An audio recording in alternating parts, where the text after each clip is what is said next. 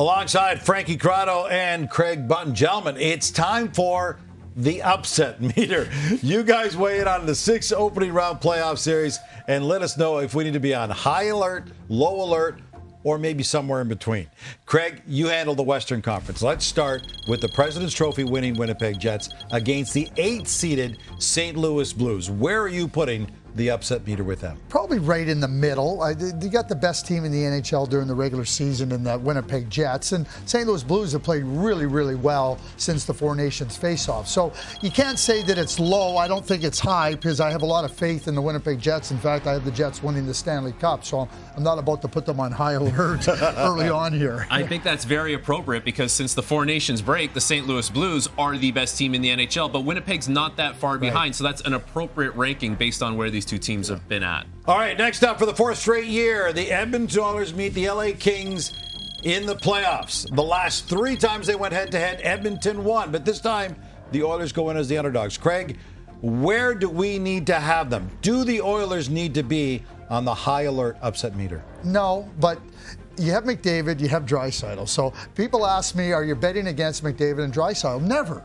But I'm betting against the Edmonton Oilers. I think the LA Kings are a strong team. I think in every regard, they pose a real challenge. What you allow for is McDavid and Draisaitl go off, and that could possibly happen. So I don't put it high, I put it in the middle. I don't put it low because if I put it low, that would be underestimating McDavid and Draisaitl. That's where I would have this as well, and you could write the script, right? Like if the Oilers win this series, we know it's because 97 and 29 were too much to handle, but that's the only way the Oilers are winning this series, and by law of averages, you would think at some point the Los Angeles Kings have to get by the Edmonton Oilers the 4th year in a row that they're playing in the first round. And we got to bring math into it, so perfectly. Law of averages. That's true. I didn't realize there was going to be math in this one. All right, the last stop in the West, a heavyweight tilt between the Colorado Avalanche and the Dallas Stars. Colorado is the underdog, statistically speaking, amongst the bettors, even though it feels like that is a crazy thing to say. What are you dialing the upset meter to in this series? I have no idea who the underdog is. I will say this. Both of them are serious Stanley Cup contenders. Yeah. We're going to have a serious Stanley Cup contender out in the first round of the playoffs. So who's going to be on the upset meter? If Colorado loses, they made big moves. That's going to be disappointing. Dallas, they made big moves. They got some injuries, namely Miro Heiskanen. I really don't know who the underdog is here, so I don't know where the meter goes. I'll tell you who I'm picking. I'm picking Colorado largely on the basis that Dallas doesn't have Heiskanen. Right. And we don't know about the status of Jason Robertson right now, of course, with his injury. If Colorado is considered the underdog, this should be high alert for an upset to happen because Colorado's playing great hockey. Yeah. They've found something down the middle of the ice. They're as robust as they've ever been. And when Colorado gets playing in the playoffs with Makar and McKinnon, the speed that they play at, sometimes you watch it and you're like, are they playing in fast forward? Like that's what the other team has to deal with. Not that Dallas is a slow team, but that's just how fast Colorado can play the game. All right, time now to head east. Let's check out the first series there, Frankie. Let's start with the Battle of Ontario. Should the Maple Leafs be on high alert for an upset in this series? This is somewhere in the middle, and there's a lot of scar tissue that goes with the Toronto Maple Leafs come playoff time, and this is an Ottawa Senators team that is new to the party. So what do they experience here? You know, it's different for them, but I think Toronto Are they playing with house money? They're, to a certain degree, they are playing with house money. It's nice that the Sens are there, and this is a Toronto team, though, that looks and feels and acts a little bit differently this year. The blue line is better than it's ever been. The goaltending is better than it's ever been, and there has to be a year where the top guys find a way to break through, and Mitch Marner has been unbelievable this year, so maybe he keeps that going into the playoffs. It's somewhere in the middle for me. Yeah, I would go a little bit lower, and I'll tell you why. Stolarz gives up nothing to Linus Ullmark. I love the blue line for the Toronto Maple Leafs. I love what Brad Treliving has done.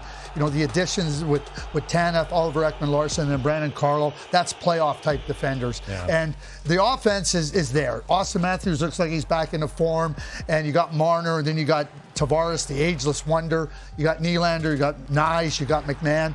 I just see it a little bit lower than medium. I think they're geared, Toronto, now to go through this, and the inexperience of the Senators, I don't think gives them that high a chance. And if the Ottawa Senators were going to pull it off, like that third line for Ottawa is going to have to play a very significant role. With Pinto, Gregg, and Amadio, they're going to have a lot of responsibility shutting down the top players for Toronto. Linus Ullmark's going to have to play at a Vezina caliber. Not saying it can't happen, but it's not quite to the level of high alert. watching the Leafs try to handle Brady Tkachuk, that is going to be an event. All right, it took the Montreal Canadiens a little while, longer than many expected, but they locked up a date with the Washington Capitals in the opening round.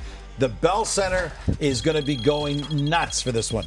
Can the fans in Montreal get excited about a possible upset? They can. I'm going to have this somewhere in the middle, and I'll tell you why. This is based around the Washington Capitals more than it is the Montreal Canadiens. It was such an emotionally charged season for Washington as they stood alongside their teammate Alex Ovechkin and pushed to get him the goal-scoring record in the NHL. Very jubilant moment, but it feels like since then, there's been a little bit of a deflation that's happened around that group. So can they find that emotional level, that intensity now come playoff time against the team in Montreal that has been living and dying by this, the last little while, and they have been at that emotional level. I know Montreal hasn't led much in games. They've been coming back in games, but they're a scrappy, resilient group, and they're playing with that intensity, and Washington needs to find it again. I'm not going anywhere near this. In 2021, I said the Montreal Canadiens would be lucky to win a game against the Leafs. In fact, the series could be over in 3. I had to eat crow. I found a good Merlot to eat with crow if you ever have to do that. But so, I cannot underestimate the magic that the Montreal Canadiens have had this season. And sometimes magic is enough. Combined with where the Washington Capitals find themselves, Logan Thompson's going to be back, but they haven't played very well for a stretch of time here. So I think the Washington Capitals are ripe, and I'm not going to put myself like I did out there in 2021. It's okay. It happens. We've all been there, my friend. All right. So the Leafs won the Atlantic. That caused the Panthers and the Lightning to meet in the opening round.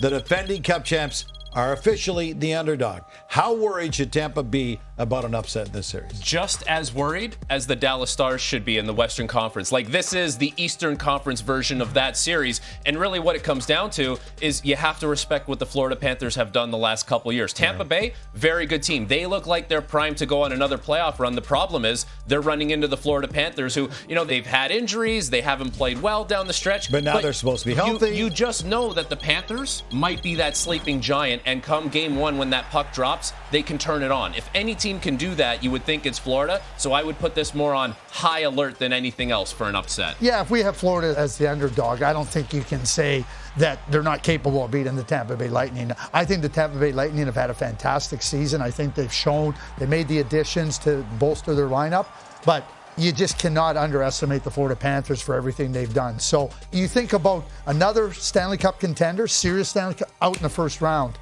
That makes 2, one in the East, one in the West. There you have it. The stage is set. Playoffs get underway on Saturday night. The Blues and the Jets kick off the playoff slate, followed by the Avs and the Stars.